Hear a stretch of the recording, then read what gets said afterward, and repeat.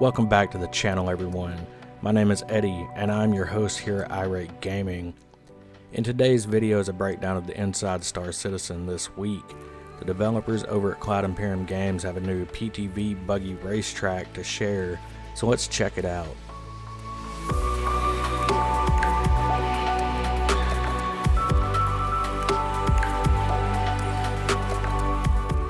Take a quick look at the message from Cloud Imperium Games. This is about Inside Star Citizen Track Star. Join us at the starting line of the upcoming Microtech PTV racetrack, now more treacherous than ever, while we drive between regularly scheduled tasks to explore what individual artists work on amidst large features.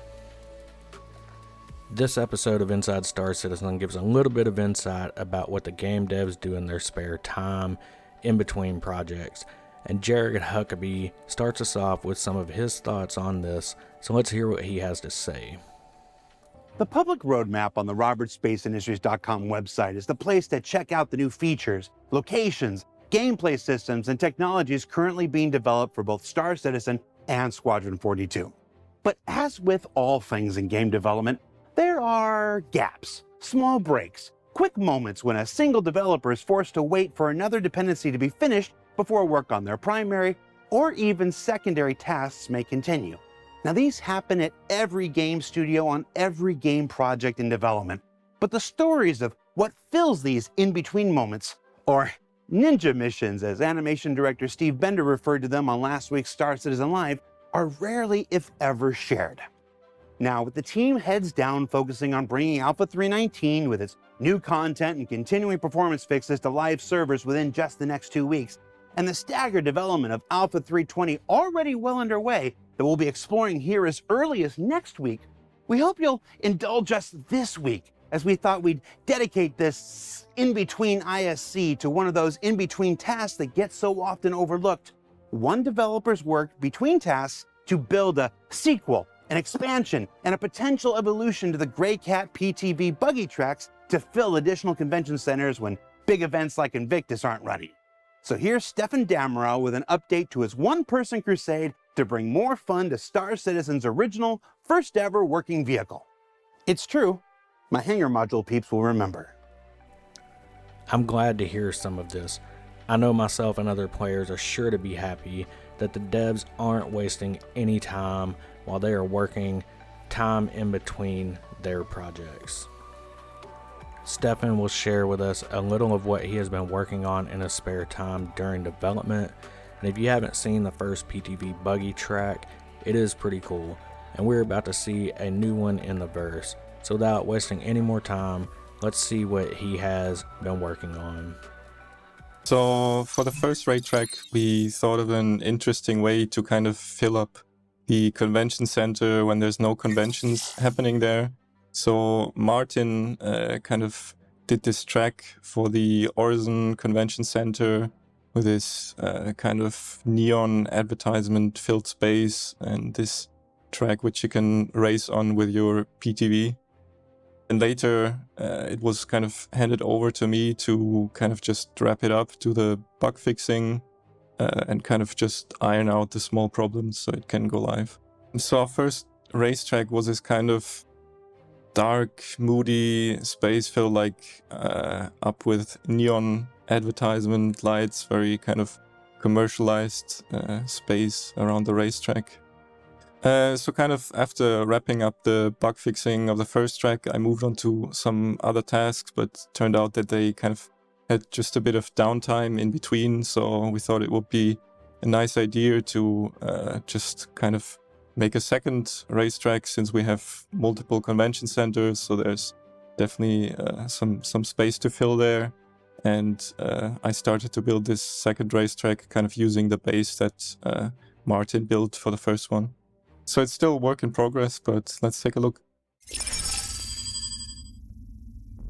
So for this new track, obviously we want to kind of keep it different and create something new to give a bit of a different vibe compared to the previous one. So we took the same basis, which is all the racetrack pieces, but just kind of adjusted the stuff around it a bit. So first thing you notice is obviously it has kind of a different dressing around it, different style. So this one is this snow-filled environment. Since this one will be placed on new Babbage, we thought it would be cool to kind of reflect that also on the interior a bit and just kind of get a bit of a different mood. So also the layout in here is different. So you still have the main hall where a lot of the racing takes place, but then you also move into these side sections, which we have usually for conventions. So we have this other big room here to kind of play around with and use the space to also create a bit of interesting section for the track. So from here you kind of just circle back into the main room again. We have this nice interesting circular room where we definitely want to put something eye-catchy and cool here, since it's kind of a prime spot for that. So you drive around here and then it just leads you back into the kind of main hall again. So since I already mentioned the idea for the thematic dressing for this kind of from Microtech, but also instantly ideas of how we can use this setting kind of popped up in my head. So for example, as you can see, this is this very kind of hazy, cold, bit foggy space, and thought it would be cool to potentially kind of use some areas maybe to take a bit of vision away from the drivers and kind of use it to make it more interesting. A lot of this stuff is still kind of in the very early idea phase, so not everything in here might necessarily kind of end up in the final racetrack, but this is just mostly just throwing some ideas out there. Another thing kind of associated to this dressing would be these kind of icy patches of the track. So on these ones, actually your vehicle like has different grip on the surface, so it's all a bit more kind of slippery, harder to drive on. So you want to be mindful if you drive over these patches. So for this area, I just mainly tested it out.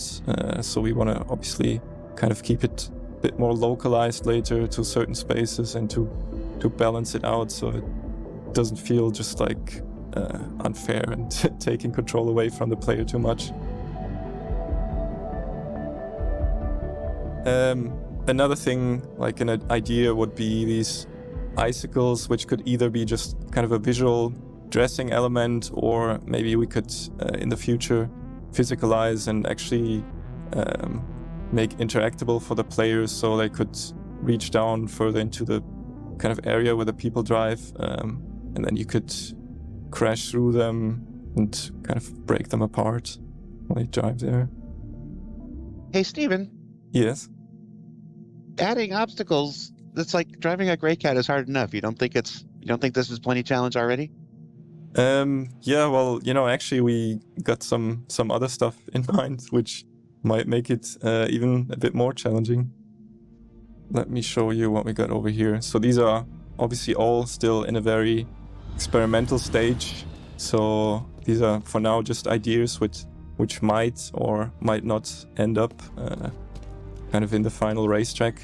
So these ones are basically just these kind of moving obstacles, which make it a bit harder to navigate and drive around. Additionally, we have over here some stuff like, for example, this one would be an idea that you kind of have this lift section on the track just to kind of make it a bit more interesting. So obviously you want to kind of make it onto the platform, be fast enough to race on, because otherwise you'll kind of just have to wait until next time the piece goes down for you and lets you go up there. Then another idea would be here, this kind of little jump pad So if I just get into the PTV.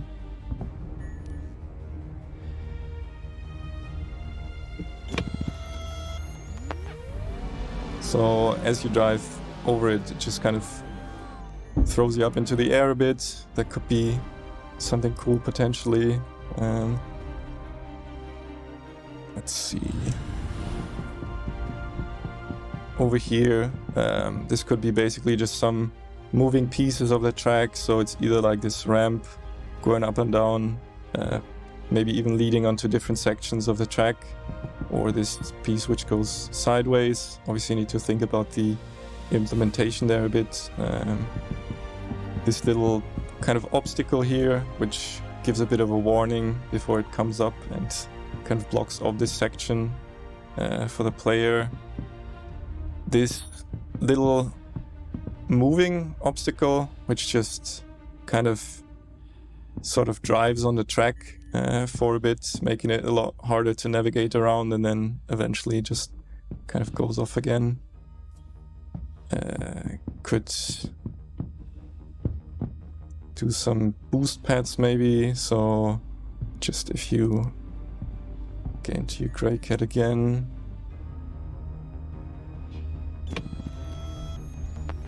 drive over it, and it just kind of gives you a little boost.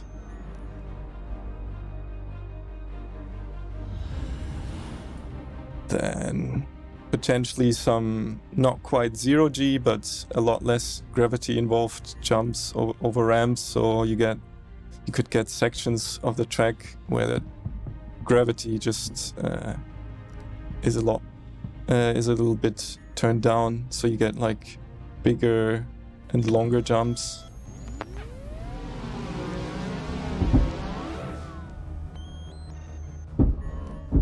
And you've been doing this in your spare time between tasks? Yeah, so this is kind of just an in-between task while there's downtime on the kind of bigger, more important stuff. And again, like it's important to mention that the last stuff you saw is very much still kind of just in the idea phase, so it might or might not end up like on the next track, and it kind of just more serve just as a starting point for a discussion also with the other departments of how easy it would be to implement something like this. So it's synced on servers between players, so they're actually seeing the same thing happening at the same time, and it's not just like localized to one player's machine and it's completely in a different spot for someone else.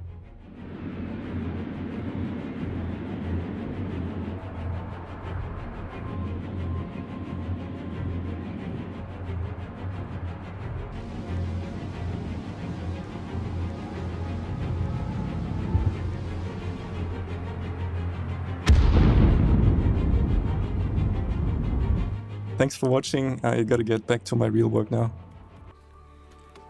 I love small details like this, and the contrast from the original to this track is insane. It really captures the vibe of New Babbage. I can't wait to see more tracks like this in the near future and how this could be implemented to other types of racing. What do you guys think? Drop your opinions in the comments below and share what you would like to see next. To end this episode of Inside Star Citizen, Jared gives us a breakdown and shares some of his closing thoughts. This is what Jared had to say. So what did we learn this week? We learned that in-between tasks are where individual developers can contribute fun and off-the-wall ideas to the game while waiting for dependencies to resolve. That one of the many ways this manifests is with quirky buggy racetracks. And that Stefan Demrau, sole architect of this endeavor in his downtime, may have a rather sadistic side I hadn't anticipated after seeing some of those moving obstacles. Most developers do. Now remember to keep an eye out for Alpha 319 with its mining updates, salvage mission modules, tractor beam improvements, new Loreville, continuing performance improvements, and more as it makes its way through PTU into the live testing environment in the coming weeks. There's Invictus Launch Week immediately after that, and possibly some Jumptown thrown in the mix somewhere between now and then. I probably should have paid more attention in the meetings. For Inside Star Citizen, I'm Jared Huckabee. Thanks for letting us share our weekly behind-the-scenes look at the process of game development with you. Happy Star Wars Day. May the 4th be with you, and we'll see you all here next week. How do you think this type of initiative can help Cloud Imperium Games moving forward and brainstorming ideas for content? I'd be interested to see what you think. I am glad you joined me for this breakdown of the Inside Star Citizen this week. We were shown an unexpected new piece of content coming to the verse soon, and I cannot wait to go and do a Let's Play episode specifically about this track when it releases. I hope you enjoyed the video and found it helpful. If you did, drop a like on this video. It helps the channel with the YouTube algorithm and gets this information out to even more players. I would love to hear your thoughts on this racetrack and future content, so make sure to drop a comment in the section below. I love engaging with the community. And lastly, if you found the video helpful and want to see more content like this, consider subscribing to the channel so you know when we go live with a new video. Thank you everyone, and I will see you on the next video.